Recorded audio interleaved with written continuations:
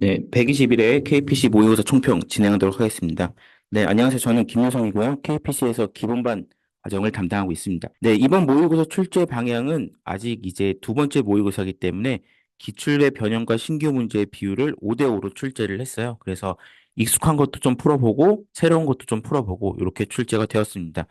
생성 AI를 포함한 주간 기술 동향 문제도 포함되어 있고, 그 다음에 ISP 8판, 피아 같은 이제 기존 가이드라인이 변경된 것들도 같이 출제가 되었습니다. 그 다음에 감리, EVM, ERD, 위험관리 같은 올드 문제 점검도 들어있어요. 네, 1교시 문제 보겠습니다. 거기서 새로 좀 볼 것들이 허위정보 보안, 이런 것들은 이제 같은 2025에 있는 거란 말이죠. 그 다음에 LMN과 LAM, 이런 것들, RWA, SDP, 기후테크, 자급자족, 이런 것들 볼 거고요. 그 다음에 STO, 아무래도 이제 그 미국 대선의 결과가 나온 다음에 트럼프가 당선되고 나니까 다시 블록체인이나 토큰 문제가 좀 나올 가능성들이 있을 것 같습니다. 그 다음에 멀티 클라우드, 하이브리드 클라우드 이 정도 볼 예정입니다.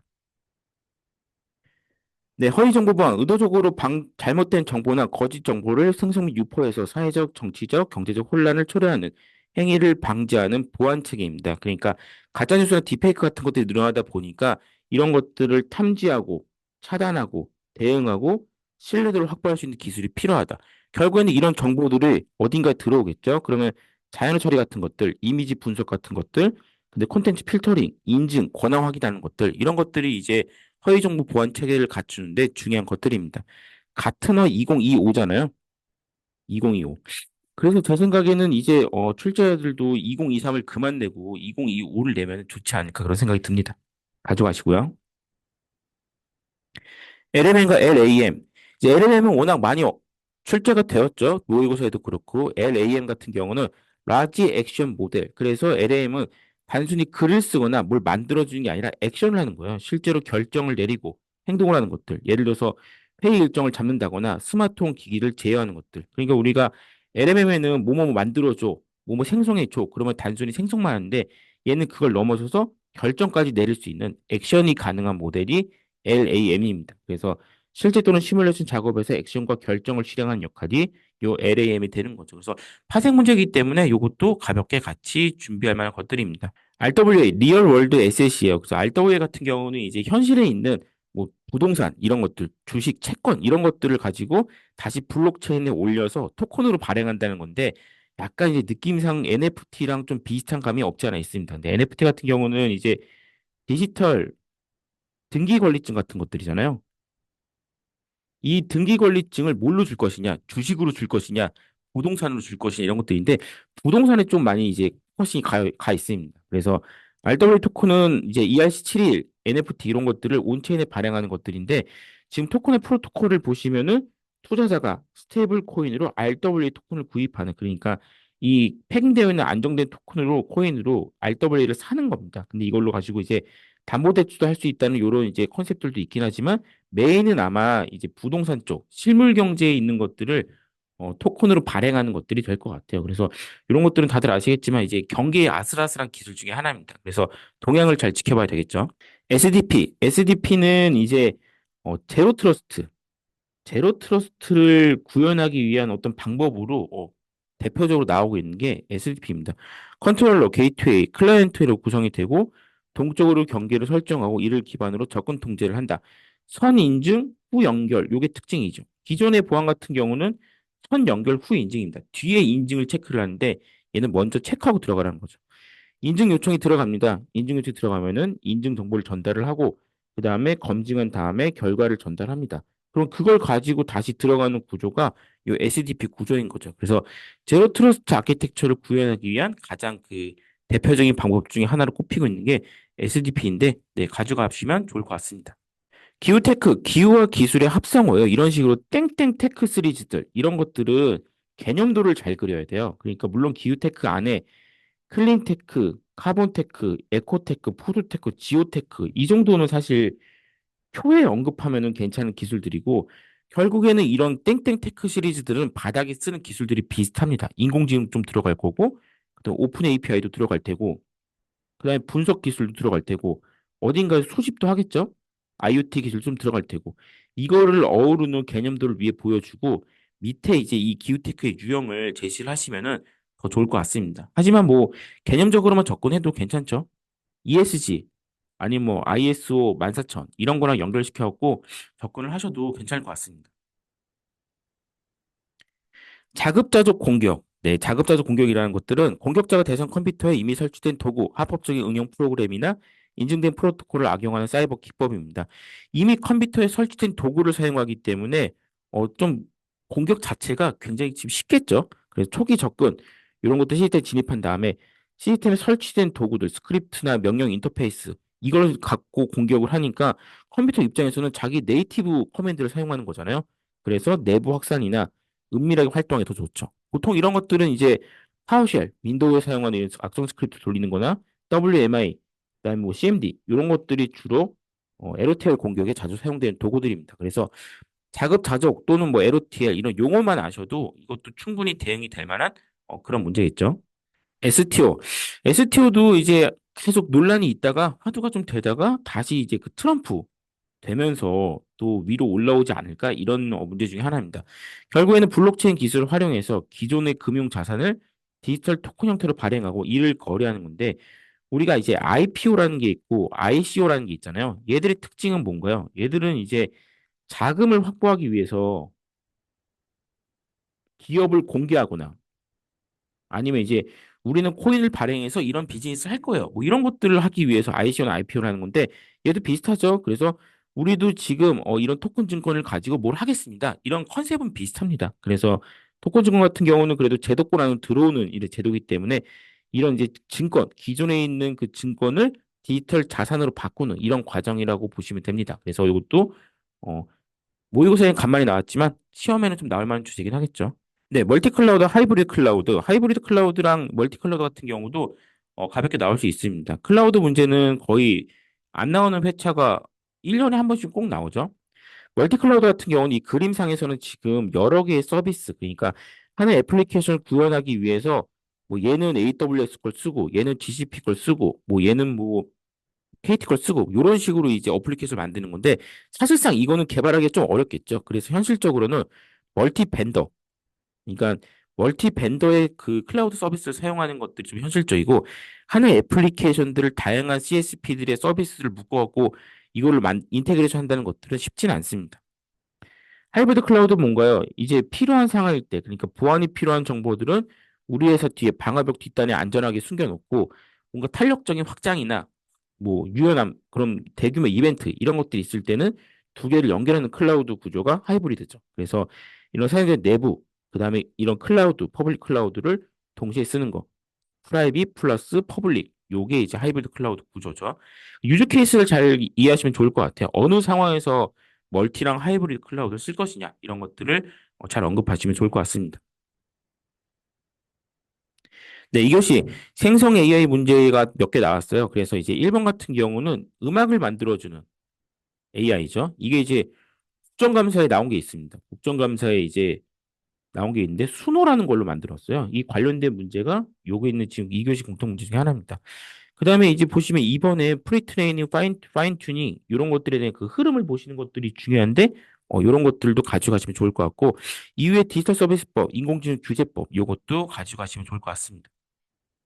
네, 나머지 이제 오랜만에 ERD도 한번 그려보시고 6번 같은 경우는 올드 문제잖아요. 이거는 이제 6판 기준으로 출제가 된 거니까 이것도 한번 리마인드 해보시면 좋을 것 같습니다. 네, AI로 노래를 생성하는 기술, AI 생성물 이슈 및 해결 방안인데 뭐가 이슈가 될까요? 일단 생성하는 기술 자체는 이제 생성의 AI는 겐이나 뭐 VA 같은 것들로 많이 생성을 한단 말이죠. 그래서 기존의 어떤 입력받은 정보를 특징을 추출해서 뭐 레이턴트 스페이스 같은 데 넣어놨다가 그걸 가지고 다시 튀겨갖고 만드는 기술들인데 이런 걸로 만들다 보면은 문제가 되는 게 이 인풋이 되는 이 영상이나 이미지들 저작권은 이제 어떻게 하냐는 거죠. 그래서 이런 걸로 만들게 되면은 결과물 자체도 이런 저작권에 굉장히 위배되는 이슈가 이제 발생을 한다는 거죠. 그래서 이걸 어떻게 해결을 해요? 라는 문제가 이런 문제로 이어집니다. 그리고 기본적으로는 이제 이런 겐이나 오토인코더 같은 것들 이제 잘 이해를 하시고 마지막에 해결 방안은 법제도, 사람, 기술 이런 측면에서 어떻게 접근할 건지 이 부분은 해설지를 참고하시면 되겠죠. 네, 이렇게 가져가시면은 좋을 것 같습니다. 네, LM의 추가학습 전략. 기본적으로 LMM이라는 것들은 확보된 데이터를 가지고 사전학습을 돌리죠. 사전학습을 돌리는 이유, 사전학습을 돌려야지만 어떤 학습 시간이 줄어들고 더 효율적으로 이걸 쓸 수 있단 말이죠. 근데 이것만으로는 부족하죠. 그래서 일부를 튜닝하는 파인 튜닝 기법이 이제 나오게 되는 거죠. 그래서 특정 목적을 위한 모델 생성, 그래서 해당 도메인에 맞는 데이터를 미세 튜닝을 하는 것들을 파인 튜닝이라고 부르죠. 근데 PEFT 이런 것들은 뭐냐면 파라미터 일부만 조정하는 기법입니다. 그래서 흐름을 이렇게 가죠. 학습을 하고 사전 학습한 다음에 파인 튜닝하고 PEFT하고 이런 관점으로 넘어갑니다. 그래서 LMM을 효율적으로 학습하기 위한 그런 방법론들이죠. 요것도 연결해서 흐름을 잘 보시면 좋을 것 같습니다. 이게 부족해서 이게 나오고 이거를 개선하기 위해서 요게 나오고 이런 식으로 가시면 좋겠죠. EU 디지털 서비스법, 인공지능 규제법, AI, ACT 이런 것들이 있습니다. EU에서 만드는 것들, 그러니까 우리가 GDPR도 시험에만 나온 적이 있었잖아요. 얘네가 만드는 것들은 세계적인 규제가 될 확률들이 있습니다. 이걸 이제 불이셜 효과라 그러는데 이런 것들 때문에 DSA, DGA, 그다음에 EU에 있는 ACT 이런 것들이 이제 시험에 날 확률이 높아집니다. 그래서 이 해설지에 있는 이 EU의 규제에 대한 흐름들이 있습니다. 이 히스토리 같은 것들 잘 보시고 마지막에 이제 인공지능 규제법이란 것들은 인공지능이 서비스가 늘어나면서 이게 인간의 어떤 기본권들이나 아니면 안전 이런 것들이 사고날 수가 있으니까 규제를 만들겠다는 거죠. 그래서 이제 우리가 XAI 같은 것들 그다음에 이제 가트너에 있는 트리즘 같은 것들이 사실상 이 연장선상에서 나온 얘기란 말이죠. 그래서 이것도 묶어가지고 잘 준비를 하시면 좋겠습니다. 네, 상교시에서는 상용 소프트 직접 구매, 일괄 발주 이런 것들이 이제 예전에 나왔던 문제니까 리마인드 차원에서. 그래서 이게 규정이 있잖아요. 뭐 GS 인증 받은 것들, CC 인증 받은 것들, 뭐 5천만 원 아니면 뭐 법 같은 것들, 이 제도 같은 것들 몇 개 포인트를 짚어주시면 좋겠습니다. 데이터 거버넌스 리니지 볼 거고요. 앰비언트 IoT 개념을 볼 거고요. 그 다음에 DW 레이크, 델타 레이크 중에서 델타 레이크 쪽을 볼 겁니다. 나머지 것들도 두루두루 봐야 되는 거 아시죠? 데이터 거버넌스와 데이터 리니지입니다. 거버넌스는 뭔가요? 거버넌스는 그 수명 주기랑 함께 합니다. 그러니까 데이터의 수집, 사용, 폐기 이런 거의 전체 라이프 사이클에서 이게 어느 단계에서 어떤 정책을 적용할지 그러니까 수명 주기 플러스 정책, 메타는 어떻게 할 건지 이런 것들을 정하는 게 거버넌스란 말이죠.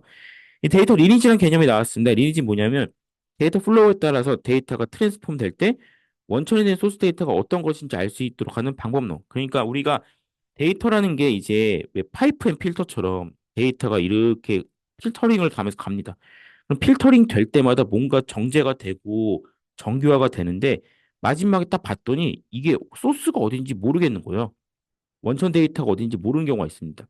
그럴까봐 이 단계별로 메타 같은 걸 만들어 놔서 이 데이터가 흘러가더라도 원래 이 데이터가 어디서 왔다는 것들을 알려주게끔 하는 거. 그게 리니지의 개념입니다. 그래서 이 거버넌스 리니지 묶어갖고 잘 가져가시면 좋을 것 같아요. 왜냐하면 이제 데이터 관련된 것들, 거버넌스 품질 이런 것들 계속 출제되는 문제잖아요.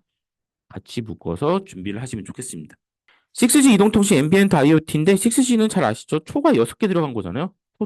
초 나오는 것들. 그거 플러스 앰비언트가 들어갑니다.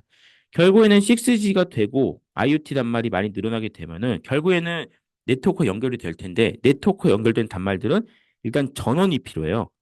근데 이런 단말들은 상시 전원을 공급받기가 어렵습니다. 그래서 에너지 하베스팅이라는 개념이 나오죠. 내장된 배터리 없이 주변 환경에서 에너지를 흡수하는 것들. 우리가 왜 길 가다 보면은 신호등 위에 이런 이제 태양광판 이런 것들이 있는 거 본 적이 있으실 겁니다. 요게 이제 어떻게 보면 에너지 하베스팅 같은 것들이죠. 그다음에 이 전파를 하는 과정들도 원래 기존에 이제 신호를 전송할 때 직접 전파를 신호 보내는 방식들을 많이 쓰지만 수신한 전파를 반사하면서 정보를 실어보내는 이런 방식들 아무래도 효율적으로 나갈 수 있겠죠. 거울하고 비슷합니다. 우리가 거울이란 것들도 약간의 빛을 거울이 담고 있다가 그걸 밖으로 반사해 주는 거거든요. 그런 느낌이라 보시면 됩니다. 그래서 6G는 몇 번 출제가 되었고 앰비언트 IoT의 이 특징 같은 것들 그래서 하베스팅이나 이런 것들을 잘 가져가시면 좋을 것 같아요. 델타 레이크입니다. DW 데이터 레이크, 그 다음에 델타 레이크로 가는 거죠. 이런 흐름으로 갑니다. DW 뭔가요? 이 데이터들을 통합하고 ETL, ETT 같은 거 돌려가지고 스키마 같은 거 잡는 과정이란 말이죠. 데이터 레이크는 로우 데이터, 날 것을 담기 좋은 데이터입니다. 근데 여기에 델타는 뭐냐면 ACI 트랜잭션, 메타데이터 처리, 스트리밍 기반의 다양한 형식 데이터를 저장하는. 그러니까 기존의 이런 비정형 데이터들에 대 아쉬운 것들, 이런 ACID 같은 것들을 보장해 주는 것들, 메타의 처리 이런 것들을 보강해 준 게 델타 데이터란 말이죠. 그래서 기억할 거는 세 개. 브론즈, 실버, 골드 요 전체 흐름과 그다음에 이걸 가지고 뭐 하는지 델타 레이크가 ACID 같은 것들을 보장해 준다. 이런 것들만 기억하시면은 요거는 1교시로도 나올 수 있고 이렇게 DW 시리즈랑 묶어가지고 2교시로 나올 수도 있겠죠. 그래서 요거는 가져가시면 좋을 것 같습니다. 데이터 문제는 자주 나오죠. 네, 4교시입니다. 4교시에는 피아가 바뀌었어요. 2024년 4월 달에 변경이 되면서 일부 절차가 바뀌었습니다. 그 부분에서 나온 문제고요. ISP 수립 공통가이드 8판 요 두 개 볼 거고 시니어 케어까지 보겠습니다. 4번 초고대 언어 모델 이런 것들은 좀 노멀하죠. 그다음에 합성 데이터까지 볼 거예요. 인파 데이터도 인파 관리 시스템도 한번 보면 좋겠죠. PI 수행 절차, 사전 준비 단계 이런 것들입니다. PI에서 중요한 건 뭔가요? 5만 명, 50만 명, 100만 명. 이 500이라고 부르는 것들 일단 기억하시고 PI가 이제 24년도 4월 달에 가이드가 바뀌면서 관련해서 나온 문제들입니다. 보통 이제 개인정보 보호법이라든가 이런 이제 가이드 같은 것들이 바뀌면은 한 번씩 출제될 가능성들이 있잖아요. 그래서 여기 안에 있는 해설지에는 이제 표로 절차가 표현이 되어 있는데 이런 부분을 같이 한번 묶어서 보시면 좋을 것 같습니다.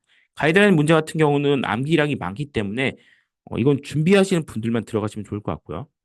ISP랑 ISMP 수립 공통 가이드입니다. 8판 문제가 나왔는데 아쉬운 건 뭐냐면 보통 ISP 같은 것들은 5에서 6, 6에서 7, 7에서 8 바뀐 이유가 있어요. 그런 것들이 이 안에 해설지나 답안지에 녹아 들어가야 됩니다.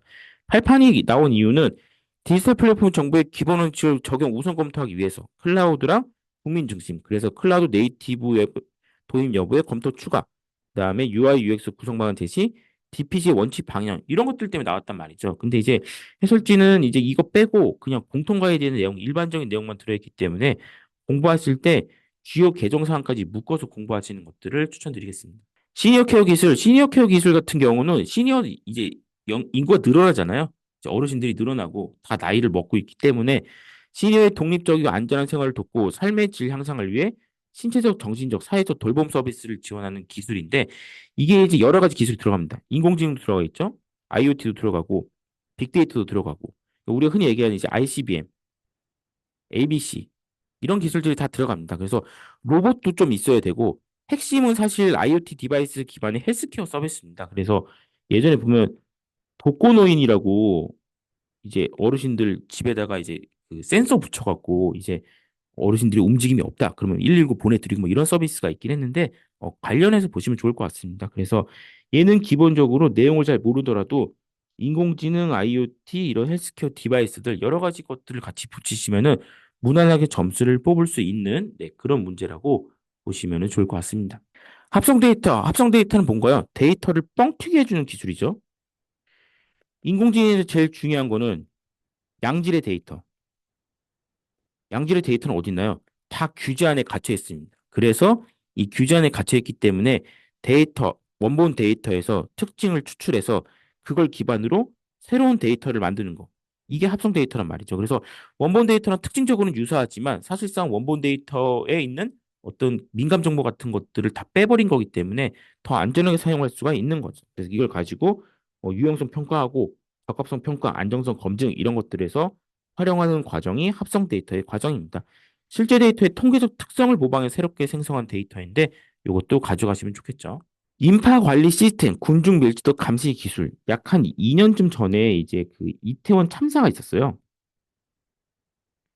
이런 것도 너무 순식간에 일어나서 많은 분들이 이제 여기서 사고를 당하셨는데 이런 것 때문에 이제 언급된 기술 중에 하나죠. 이통사와 기지국 접속 정보, 해당 지역의 공간 정보를 기반으로 인파 밀집 위험을 예측하기 위해 구축된 시스템.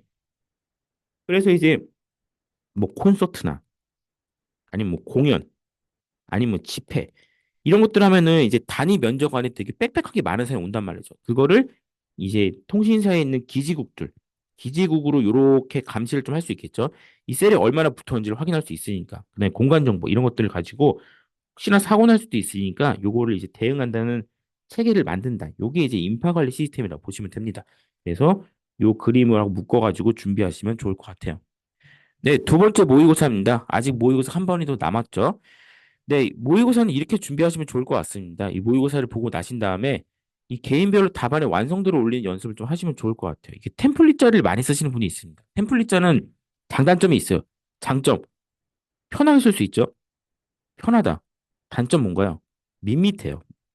템플릿 자를 많이 쓰는 답안지들은 뭔가 다른 답안지에 비해서 디자인이나 구조적으로 좀 밋밋한 것, 그런 것들을 볼 수가 있습니다. 그래서 이런 부분들은 빈 공간에 키워드를 많이 채우시면 좋을 것 같아요. 템플릿 잘 쓰실 거면은 키워드를 많이 채우시고 표랑 키워드를 많이 쓰는 답안지가 있어요.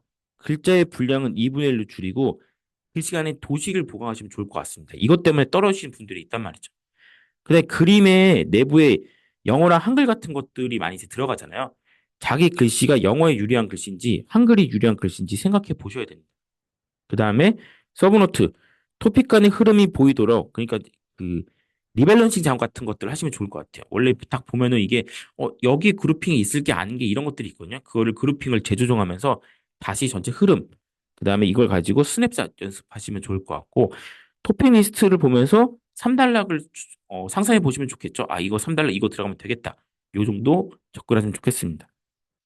135회 시험 날짜가 나왔습니다. 2월 8일이죠. 준비할 시간이 약간 더 늘어났어요. 싫어하시는 분도 있지만 장점이라고 긍정적으로 생각하시면 좋을 것 같습니다. 합격률이 3.4%예요. 2024년에 정보관리기술사 1533명 응시해서 50명 붙었습니다. 이러면은 어떻게 되냐면 둘 다 잘해야 돼요. 잘 쓰고 잘 보이고 내용도 좋고 분량도 괜찮고 이래야지만 붙습니다. 이제는 그래서 이 모든 것들을 다 고민하시면 좋을 것 같아요. 그 다음에 멘토님들이 멘토링들 다 해주시잖아요. 모의고사도 그렇고 심화반에서도 그렇고 수용을 안 하시는 분들이 많습니다. 듣다 보면 맨날 비슷한 얘기거든요. 그래서 알겠습니다. 그러고 그냥 원래 본인이 하던 대로 쓰시는 분들이 있는데 그러면은 계속 그냥 상위권에만 머물다가 떨어지는 겁니다. 그래서 그렇게 하시면 안 되고 일단 안 되라고 하는 얘기가 아니기 때문에 다 수용하시면 좋을 것 같아요. 그 다음에 이제 이런 분들 많이 있습니다. 적당히 쓰시는 분들이 있어요. 이러면 한 6점 나오잖아요. 6점 맞는 답안지를 학원에서 6점 맞는 정도면은 실전에서는 대부분 점수가 낮게 나올 확률들이 높습니다. 그래서 6점에 만족하는 게 아니라 나는 7점, 8점을 맞을 수 있도록 답안지 안에 모든 걸 다 녹여넣는 연습을 하시면 좋을 것 같습니다. 네, 이렇게 준비를 하시면은 135회 때 무난하게 합격하실 수 있을 것 같고, 네, 135회 합격을 미리 응원하겠습니다. 그리고 합격하신 분들은 저랑 면접 준비하러 오시면 되겠죠.